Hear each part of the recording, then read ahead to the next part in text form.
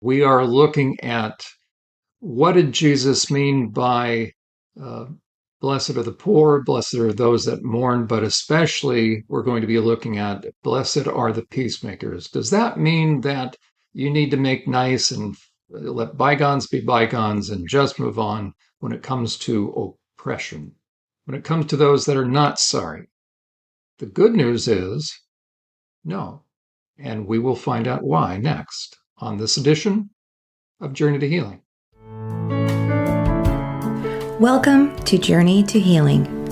Do you find yourself discouraged, troubled, in need of healing, but not sure where to turn?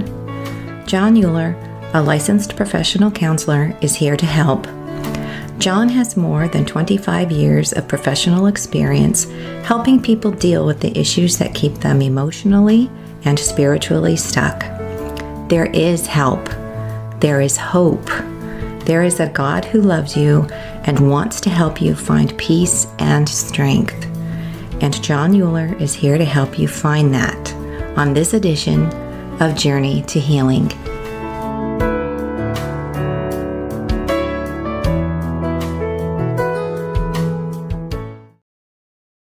Welcome back, everyone. My name is Jon Uhler, and this is Journey to Healing. We're here every Friday night from 8 to 9 p.m. Eastern Standard Time on TECN.TV, the leader in Internet TV.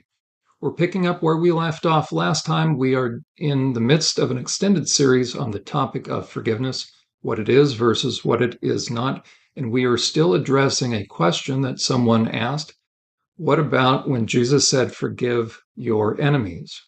We have talked about that extensively. I recommend to go to survivorsupport.net onto the podcast tab, and you will be able to bring yourself up to where we are at this point, which is we're looking at what did Jesus mean in his first very public sermon, his very public discourse. The first recorded was in his hometown of Nazareth when he came back to visit. They initially thought well of him until he opened his mouth. No, he was reading Isaiah 61. The scroll was given to him. That's the equivalent of the Bible. And he read from a prophetic passage. And once he stopped, people stopped reading, but he stopped partway through. It's very interesting. We will look at that. It's Isaiah 61.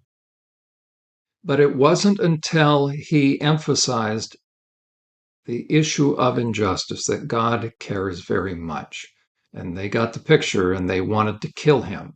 So Jesus was a peacemaker, but look at what came from his words, or the result, anything but a calm situation. So when he then went to the general public and began his first major discourse, he begins to help certain groups of people, in my estimation, certain groups of people within the audience that were closest to God's heart, that were wondering, has God seen? Does he know? Does he feel? Does he understand my pain? Because the one thing the Messiah was going to do was he was going to help set captives free. He was going to help people that were in pain, that were being oppressed. As a matter of fact, let's look at that. We left off last time looking at this. This is the passage that was that Jesus found, that was handed to him, as it were. The scroll was handed to him, and he read this portion of Scripture. The Spirit of the Sovereign Lord is upon me, for the Lord has anointed me to bring what? Good news.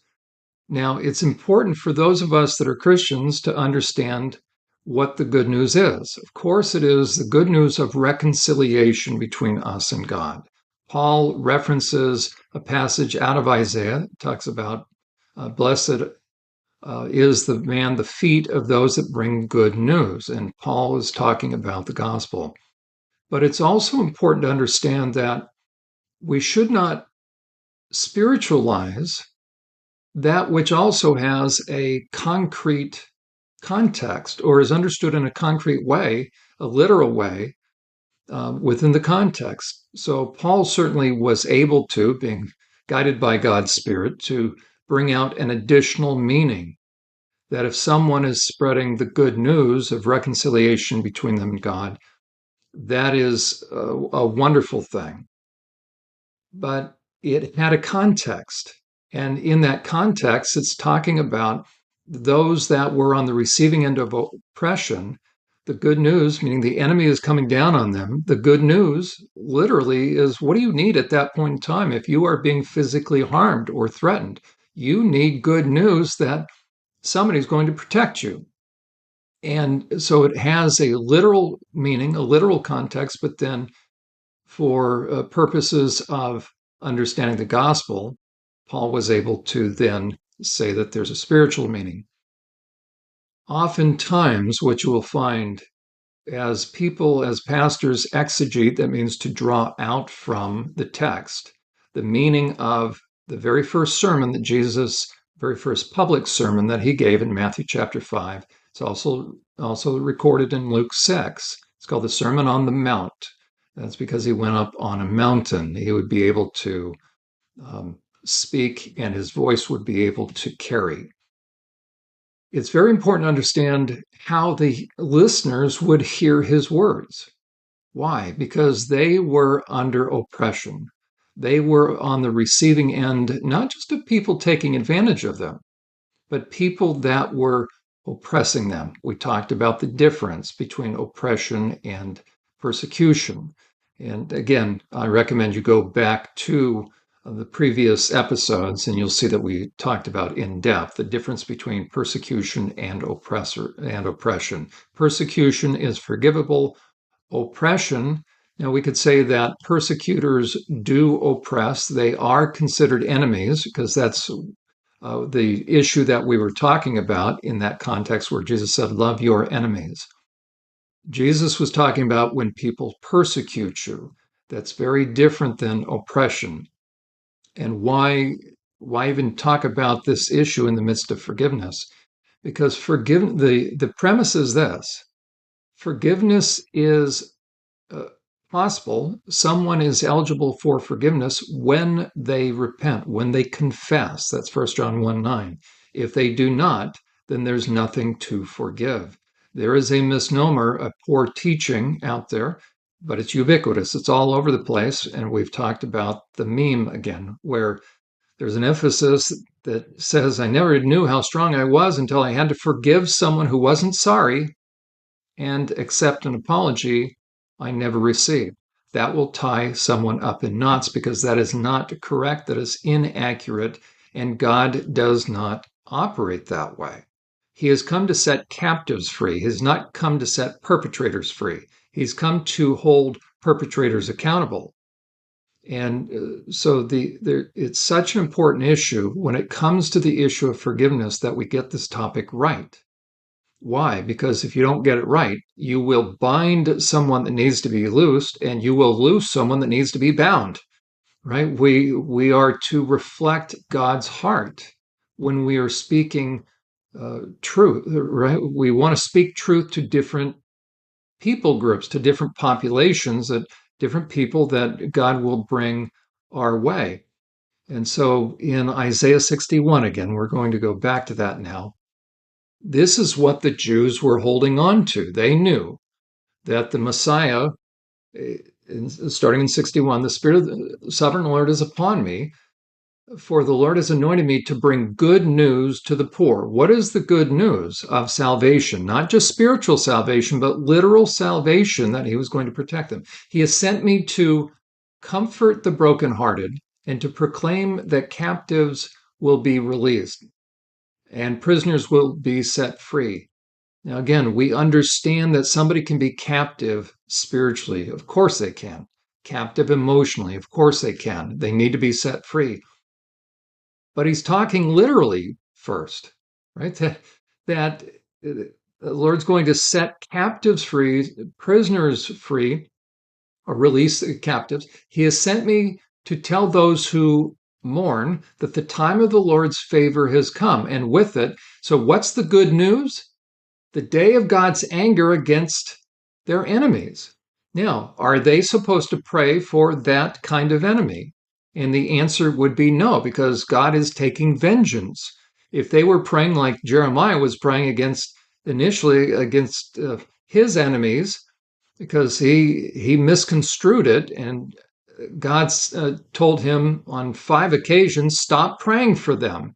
I'm not listening to you. So Jeremiah was praying outside of the will of God, and God had to rebuke Jeremiah. Why? Because Jeremiah was having compassion on those that God was not having compassion on. And so Jeremiah couldn't be effective or couldn't maximize his effectiveness, because guess what? Those oppressors were going to be doing with that grace. They were not going to be appreciating it. So in verse 2, the end of it, and with it the day of God's anger against his enemies. To all who mourn in Israel, he will give a crown of beauty for ashes. What are the ashes all about? They're sitting in ashes. That's not repentance in sackcloth and ashes. That is because their life has been ruined, has been significantly and meaningfully negatively impacted. Their homes have been burned. There's nothing left because oppressors have destroyed them. They are mourning over what could have been and what should never have been. So the good news is that the perpetrators will not get away with it. He continues. So he'll give a crown of beauty for ashes. And I'm okay in saying that when someone was in deep pain in the Middle East, they would also, like Job, he sat in sackcloth and ashes. There were 2 times that somebody would do that. One is in repentance, but the other was also reflective of deep grief. Okay, and a joyous blessing instead of what? For mourning, festive praise instead of despair.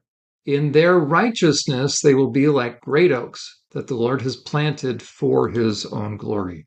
So the Messiah was going to come with good news. What was the good news? Because again, think about the listener of that day when Jesus took the scroll and he starts talking about, now Jesus stopped partway through, but does that mean that the promise of the Messiah was not going to entail avenging harm, avenging oppression? No. Jesus was also letting them know that the timing of God might be different than their timing. Of course it was, but it still didn't mean that God wasn't moved intensely by the pain of others, by the pain of those that have been oppressed. We looked at this chart this is my artwork, right? We looked at this last time. Bottom left, you'll see a little guy with a knapsack. He's hopped a fence, and that increasingly thick line that looks dark, it's supposed to be dark red, that's selfishness growing. What happens? Look at the word personal injury. Personal injury, it goes across the tornado. So the more selfish somebody becomes, the more they start to perpetrate personal injury. And that arrow going upward toward that bottle, that represents the prayers, the silent prayers, or the prayers actually being prayed. But the sighs, if you've ever been on the receiving end of such evil, such wickedness, at times you can't even utter words. It's groanings. And isn't it nice to know that the Holy Spirit can groan on our behalf? So not 1 ounce of pain has fallen on deaf ears. God collects that in a bottle, Psalm 56:8. It says that he collects our wanderings, that pain from having been oppressed. And his protective heart, there it is to the right, he will take up our cause, and he will show us how much he cares about us, his loving kindness, by fulfilling his promise. And what are the promises? Well, what did the Messiah promise? Okay, let's look at it again. So this is what the Lord is going to do. He's going to bring good news to the poor. He has sent me to comfort the brokenhearted. He has sent me, verse 2, sent me to tell those who mourn that the time of the Lord's favor has come, and with it, there you go. So, right, that the day of the Lord's vengeance. So the last words of God through Moses in Deuteronomy 32 to his people were all about God's justice, all about God avenging their pain. The Jews held on to that. David even understood that. In 2 Samuel Let me see if I can find it real fast. David is finally settled in the land, and he is in awe of what God has done. And so, David, in the quietness of his heart, he wants to thank the Lord. And it says this in verse 1. So, 2 Samuel 7, verse 1, it says, when King David was settled in his palace and the Lord had given him rest, so he's at peace. He had given him rest from all the surrounding enemies. The king summons Nathan and he wants to build a temple. And Nathan thought that was great. But then God had to talk to Nathan to say, Nathan, David is not going to be the one. Now, Solomon, remember Solomon's temple, Solomon was going to be the one. But it's interesting. God says this down in verse 9. God tells Nathan, no, being the prophet, I want you to go back and tell David what I'm going to tell you. And in verse 9, it says this. I've been with you, meaning God has been with David. I've been with you wherever you have gone, and listen to God's heart. And I have destroyed all your enemies before your eyes. Now I will make your name famous as anyone who lives on the earth. I'm going to jump down to verse 10. It says this, evil nations won't oppose them, let's try this again. Evil nations won't oppress you or oppress your people as they have done in the past. God is all about protection. Starting from the time I appointed judges to rule my people Israel, I will give you rest from all your enemies. Is God a peacemaker? Of course he is. When peacemaking happens, there is rest. But sometimes that comes through conflict. And oftentimes, when people are quoting from the Sermon on the Mount, if they are trying to give the suggestion that whatever's happened in the past, it doesn't matter, that it's not about us, and we just need to move on, oftentimes you will hear them quote that blessed are the peacemakers. And what is it that they are suggesting through that? They are suggesting oftentimes that basically just let it go. That you need to be nice, that you need to be the one to extend the olive branch. But what happens if what the person has perpetrated is not persecution but oppression? We looked at how God responds differently to each. God can discern, and he can give us the ability to discern. Persecution has to do with the message of truth. When someone persecutes us, we will be able to sense that. It really is nothing personal, but we can also go through very significant things. Oppression is different than persecution. Oppression is somebody who is being evil, who's taking delight in being able to cause harm. We call that a white-collar psychopath. We also call that a fool. The biblical definition of a fool, we looked at that before as far as categories. I want to bring that up again. Okay. The person over on the far right does not perpetrate persecution. They perpetrate oppression. Those are two different things. And look how God responds. Across the top, you will see that it matches the categories, how he responds. Paul said that he was eligible for forgiveness because he did what he did out of ignorance.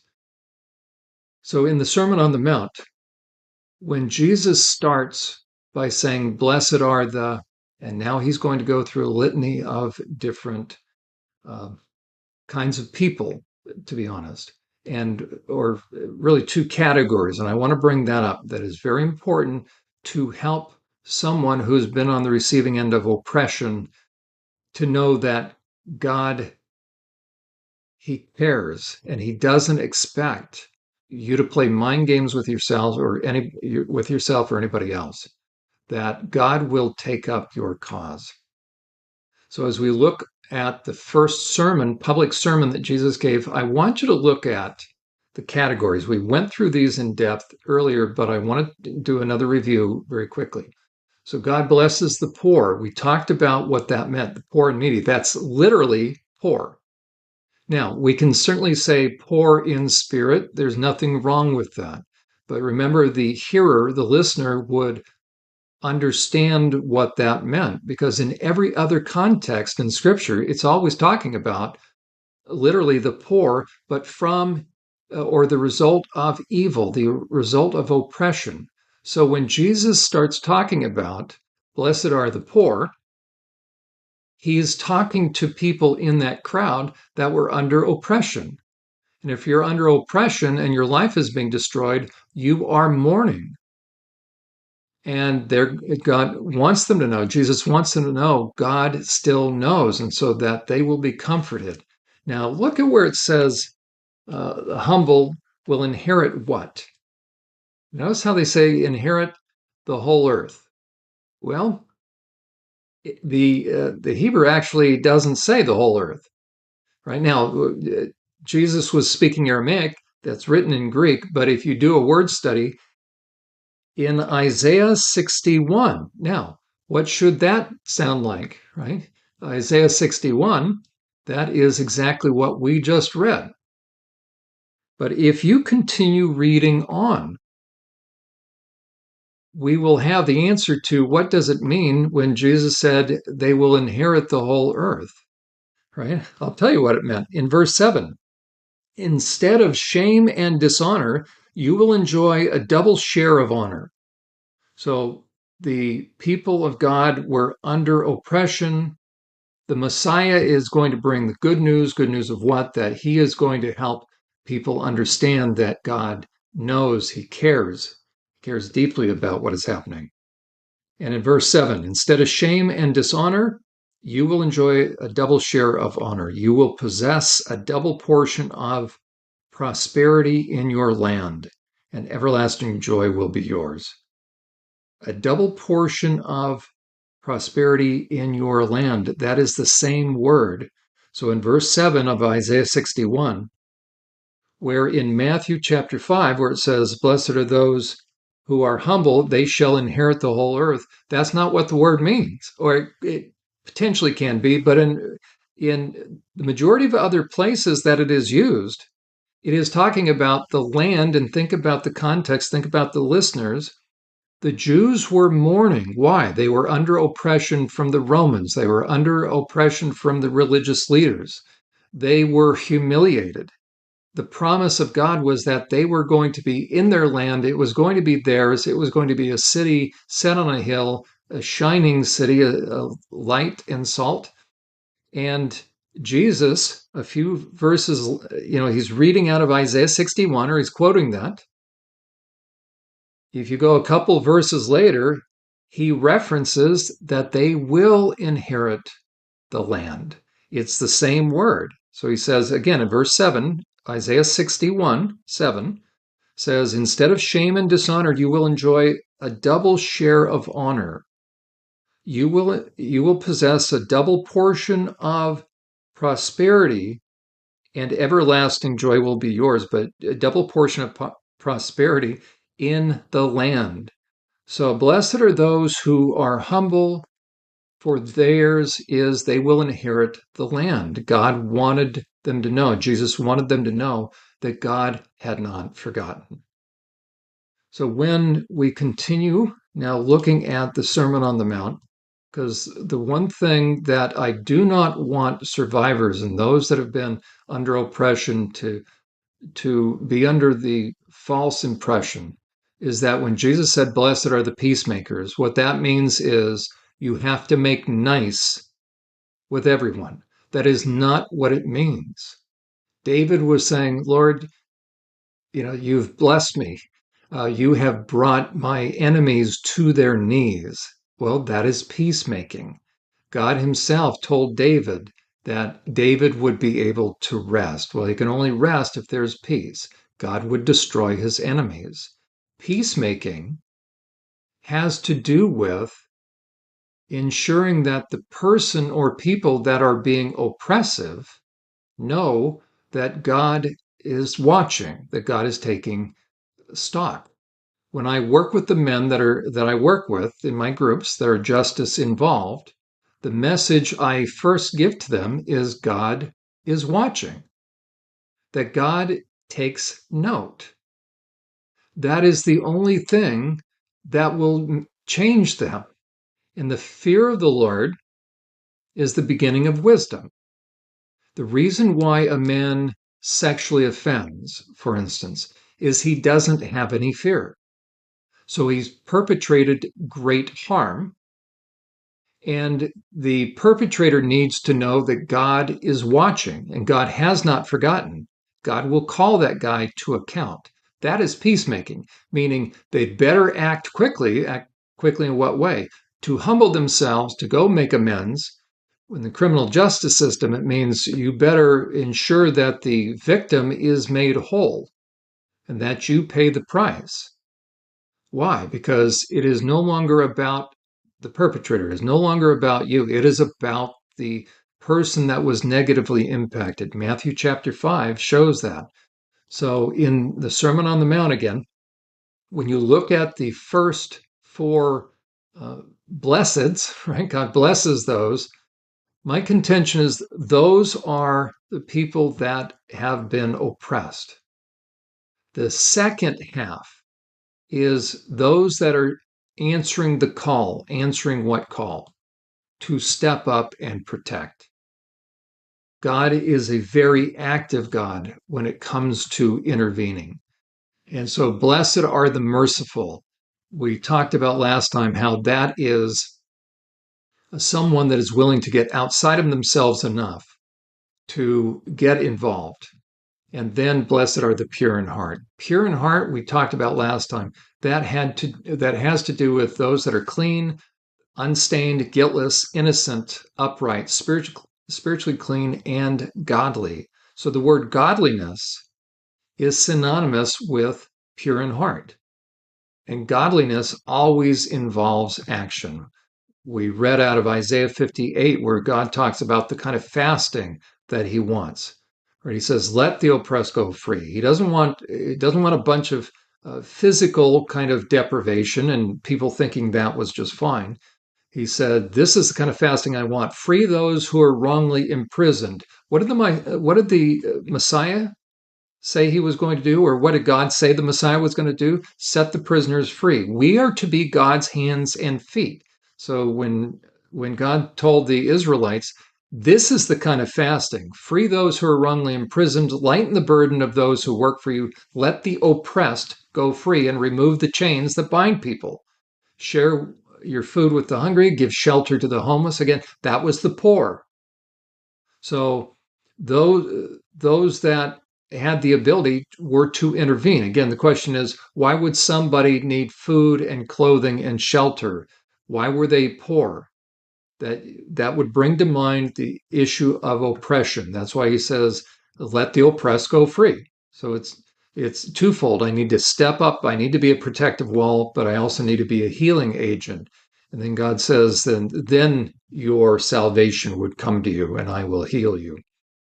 In Proverbs 24:11-12, rescue those who are unjustly sentenced to die. Save them as they staggered to their death, meaning somebody is oppressing them. Don't excuse yourself by saying, well, we didn't know it. For God understands all hearts and he sees you, and he who guards your soul knows you knew it. He will repay all people for their actions or as their actions deserve, or whether or not they should have acted. And so we're not going to be cut any slack by not acting.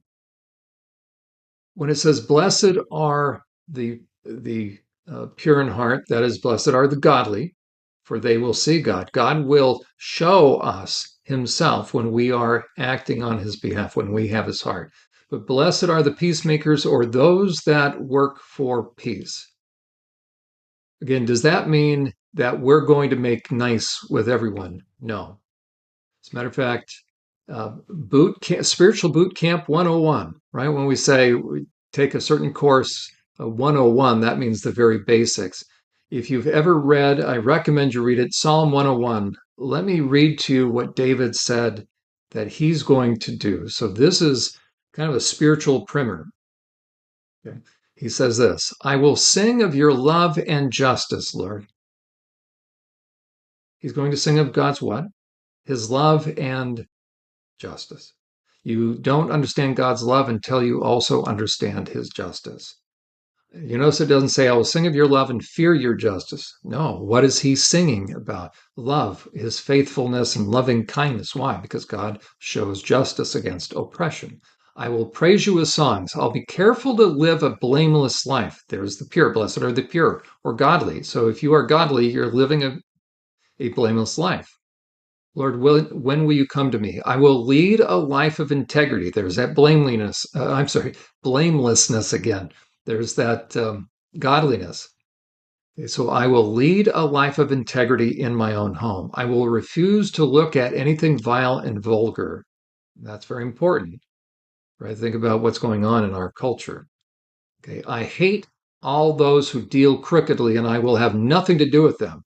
I thought, blessed are the peacemakers. Wait, whoa, what did David just say? I hate all who deal crookedly, and I'll have nothing to do with them. Well, that means he's not peacemaking, is he? I will reject perverse ideas and stay away from every evil. He's primarily talking about evil people.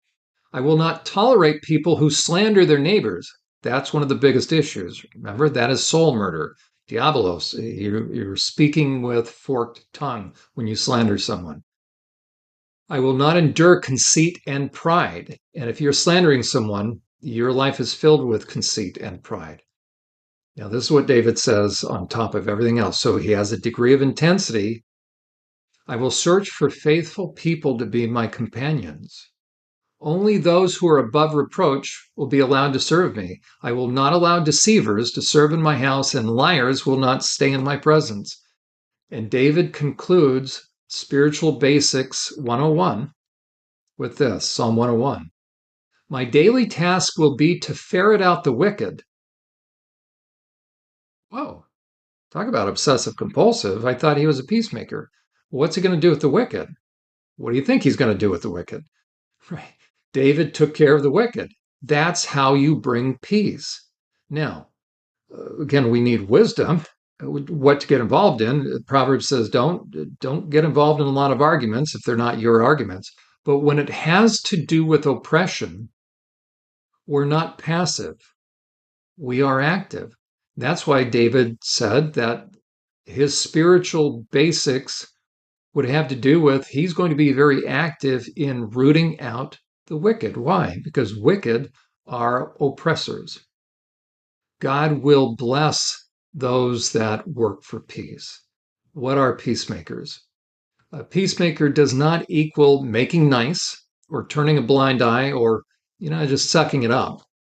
As though God is suggesting that placating a pig, and actually we're talking about oppressors are more than pigs and dogs, actually, but it's not placating a pig, and that's not more important than the injustice you're suffering at the hands of a fool. A fool who are further down the slippery slope than dogs and pigs. Remember, we saw that. So the fool is the one that's going to oppress. Pigs and dogs, they will have oppressive action, but they will not be in the category technically of an oppressor. Once somebody was in that category, they were referred to as a fool and a reprobate. So reprobates and fools have harmonized with evil, and we are called to love what God loves and hate what God hates. So being a peacemaker is acting with God's hands and feet. Proverbs 29, verse 7, and then we will continue after the break. Again, what does it mean to be a peacemaker? So if someone is suggested in using that verse, well, you really need to be a peacemaker, meaning, don't bring up anything to an oppressive person. Let the past be in the past, and the person has never asked for forgiveness, then that is placating, that is rescuing, that is enabling a perpetrator. And God does not do that. He does not want us to do that. In Proverbs 29:7, it says this, the godly knows about the rights of the poor. The wicked have no such interest, or has no interest in such knowledge. In Proverbs 29:10, The bloodthirsty hate the blameless, but the upright, the godly, the pure in heart seek to help them. Help who? The blameless. Why? Because the wicked are going after the blameless and actually going after the poor as well. And we are called to stand up against evil, and that is how we will help bring peace and rest to those on the receiving end of oppression. We will be back on the other side of the break. Are you or someone you know a survivor of abuse and wondering where to turn for trustworthy help and insight into the effects of such abuse? Ever wish you had access to a resource that could help you continue your progress in healing? SurvivorSupport.net is that resource. Developed by Jon Uhler, a seasoned therapist with years of experience working with sexual abuse survivors, SurvivorSupport.net is a one-of-a-kind resource to help you understand the impact of abuse and to help you understand the nature of those who harmed you in order to help you gain clarity and continue healing. If you are interested in speaking with Jon Uhler about your situation or in having Jon conduct a consultation or a training for your church or organization, SurvivorSupport.net serves as a convenient method of contacting him. Our program, Journey to Healing, is made possible through the generous donations of viewers like you. There are many opportunities and needs that Survivor Support is attempting to meet, and your monthly support or one-time gift would be extremely helpful as we seek to meet those needs and opportunities. Simply visit SurvivorSupport.net and you will see the link to donate on the homepage. We thank you.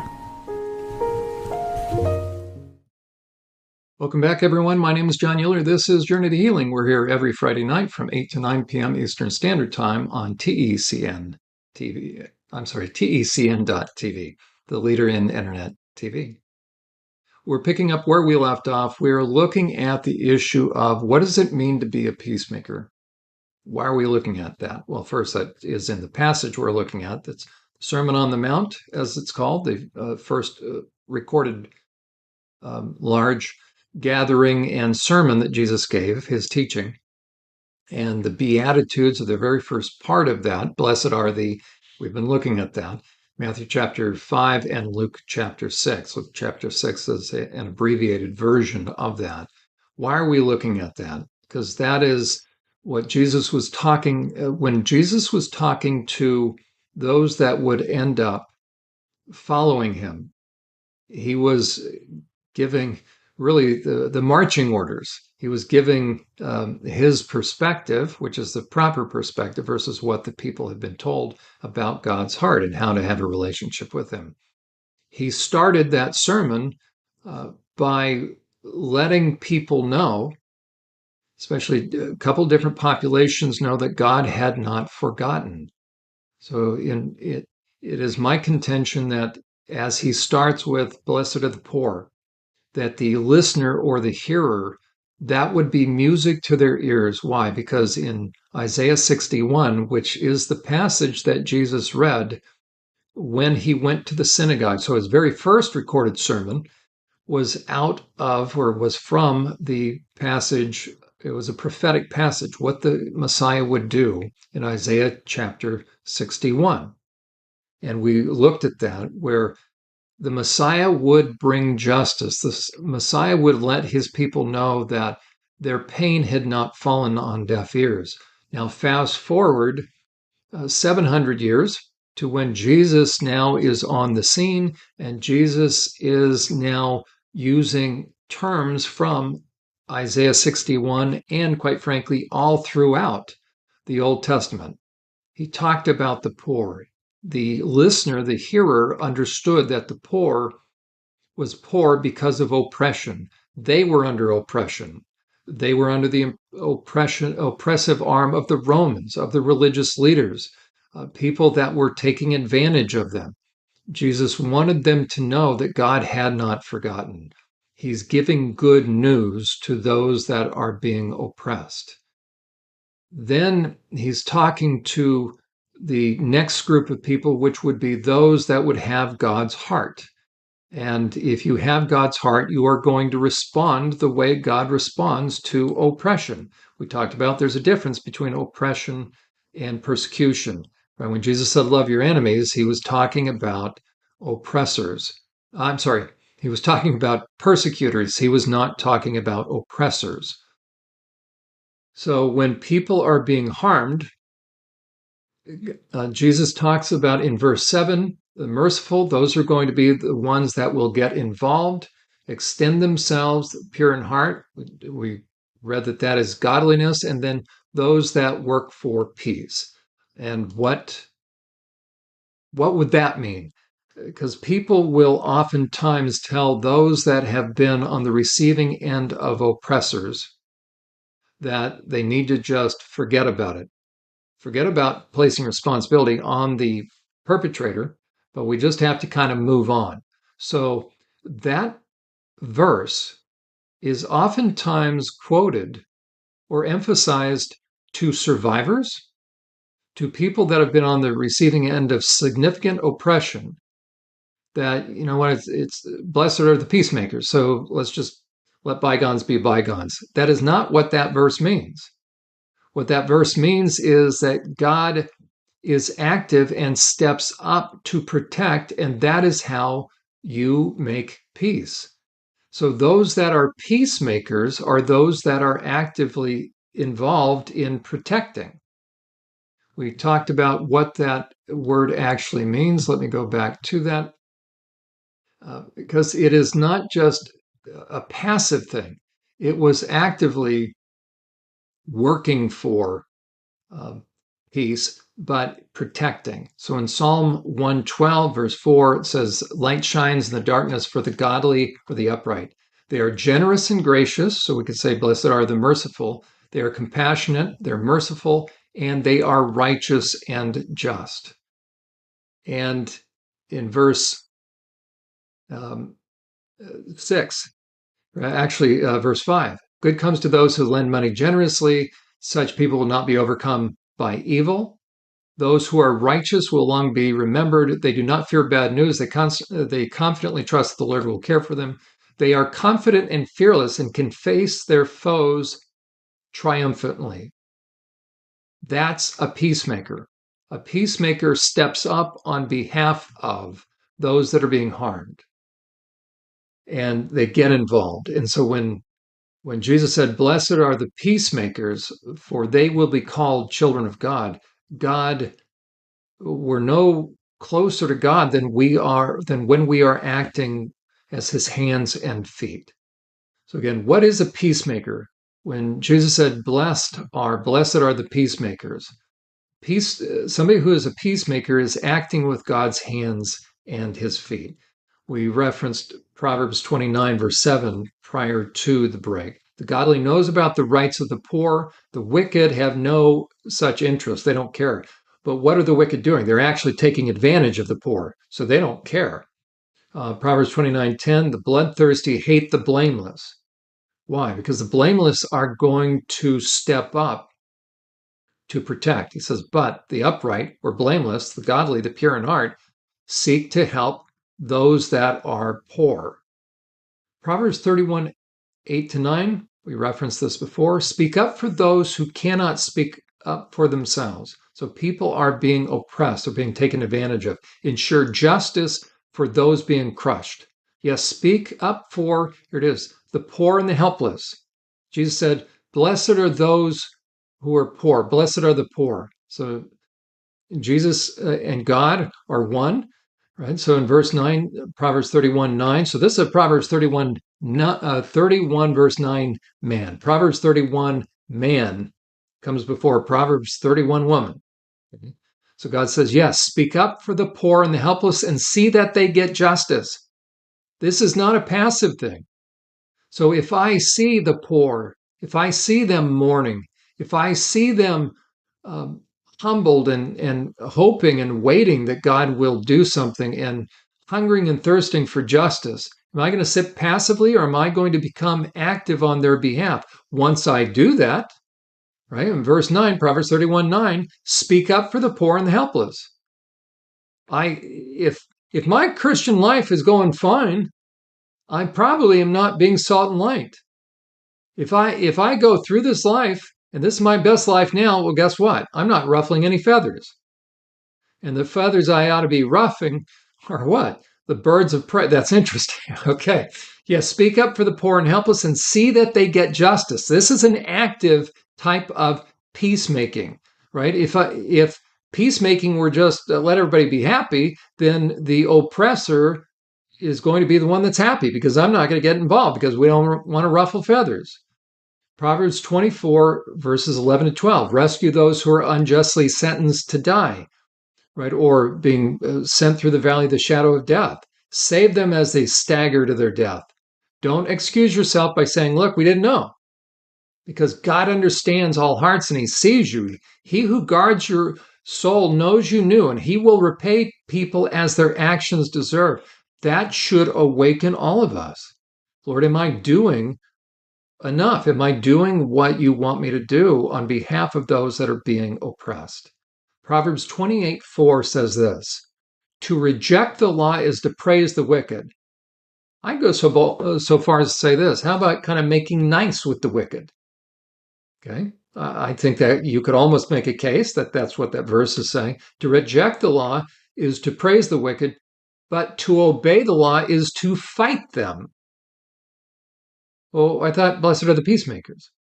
Let me add what those words mean. So where it says to reject the law, it says this, to reject or forsake, abandon, set aside, or have no regard for the law is to praise the wicked. So if I'm not actively compelled to intervene on behalf of the wicked, then I'm setting aside God's law. But it says to obey the law is to fight. To fight who? The wicked. Okay, to obey the law is to fight them. That's peacemaking. Now, what is the Hebrew word where we get the English phrase to fight them? What does that mean? It means to strive against. So you want to know what a peacemaker is? Here he is. To obey the law is to fight those that are oppressive, to strive against, to fight, to resist, to contend with, are incensed against. Do you ever get agitated over the right things when you see oppression? If you don't, you need to check if you've got God's heart. Okay, to oppose, to struggle against. Listen to this, pit themselves against. This is a very active kind of peacekeeping. No wonder they named the peacekeeping missile the peacekeeping missile.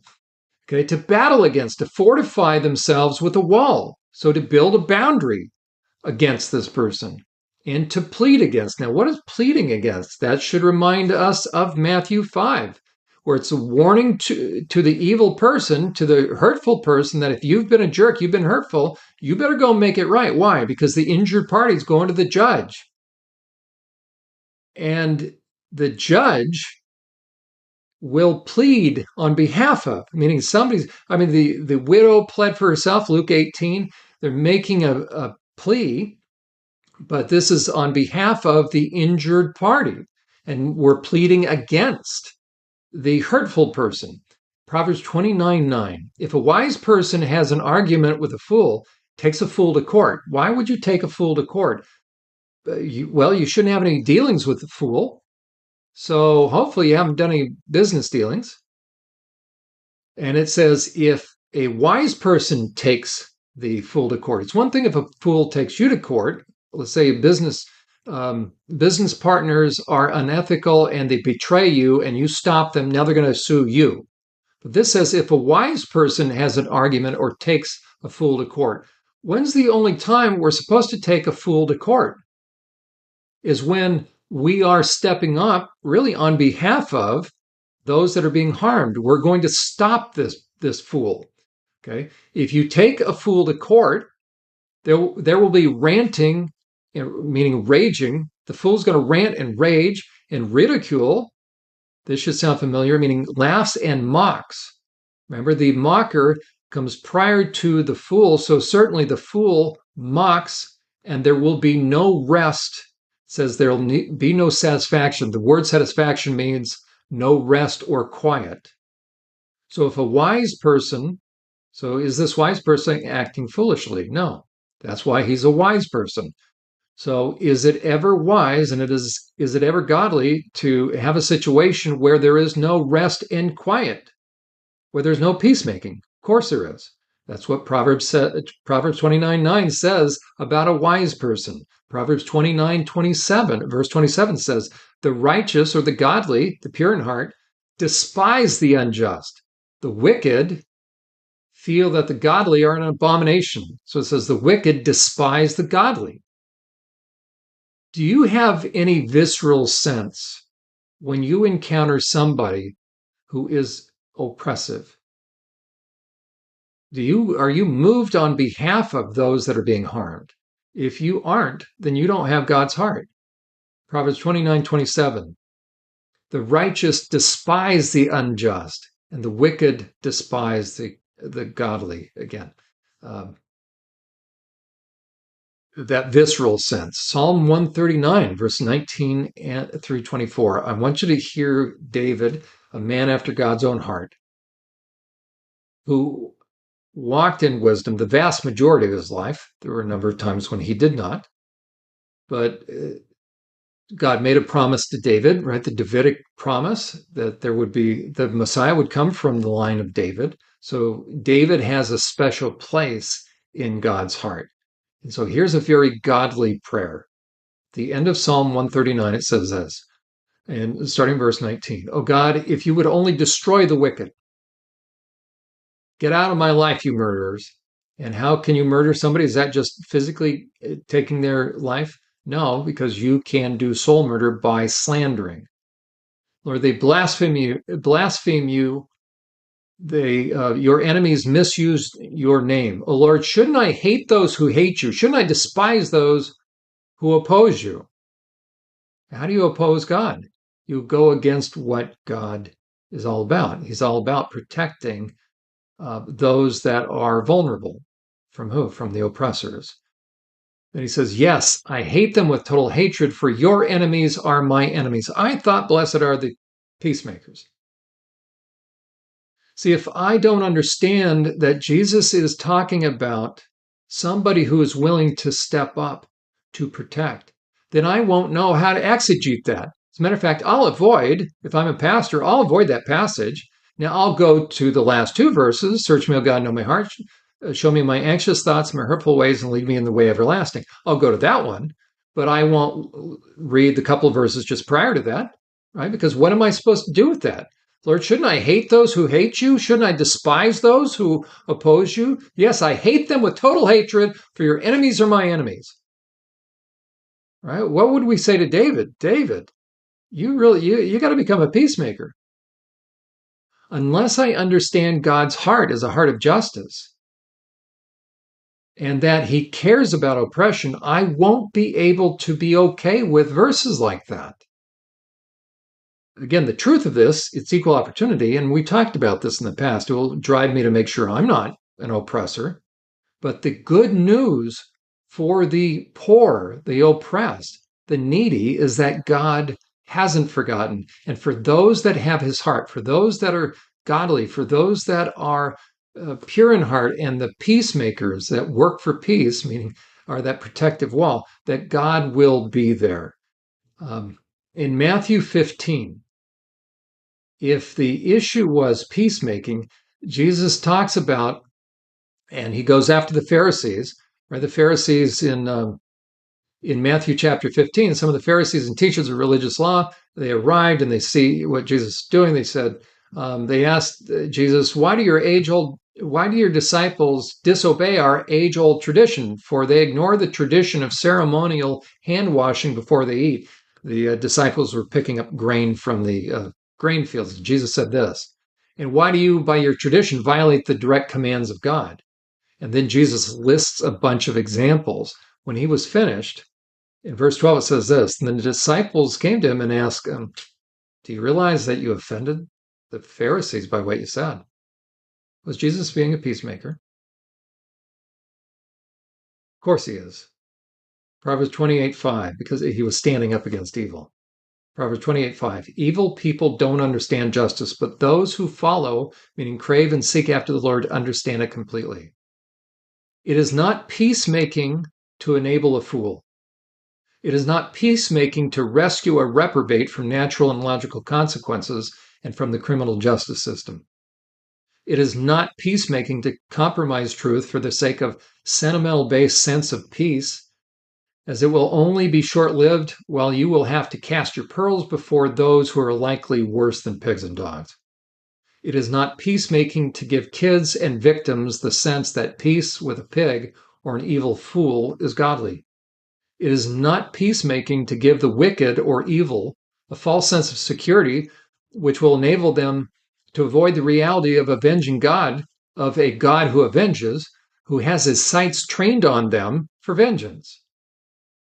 It is confession that brings peace and the fear of the Lord that brings wisdom. It is not peacemaking to not let a fool know what he is going to be experiencing if he doesn't turn around and stop his evil.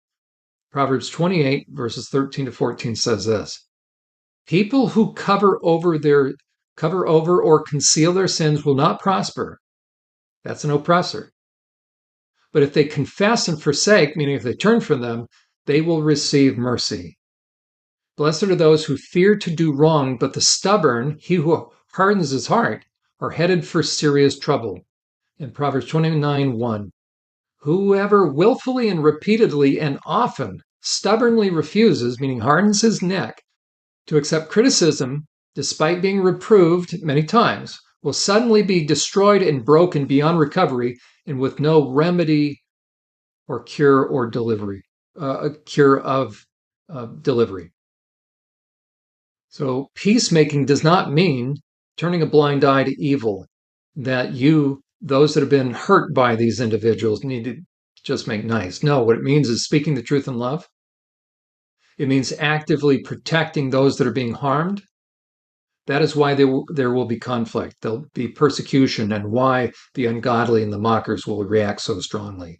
And it means being salt and light, and it means boundary setting to those that are being hurt and being taken advantage of. Being a peacemaker means I will act on behalf of those that are being harmed. And when you act on behalf of those that are being harmed, they will turn their sights on you, and significant and hurtful things can happen. And that is when you can be sent into the valley of the shadow of death, and you can begin to wonder, where is God? Where is God? Because I thought I did it right.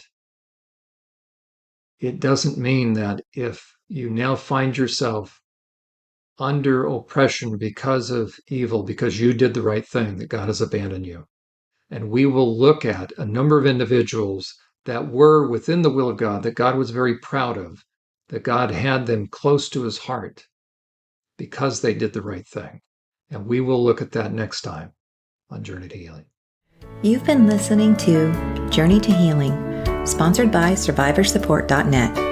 We trust you've been helped by the information our host, Jon Uhler, has shared.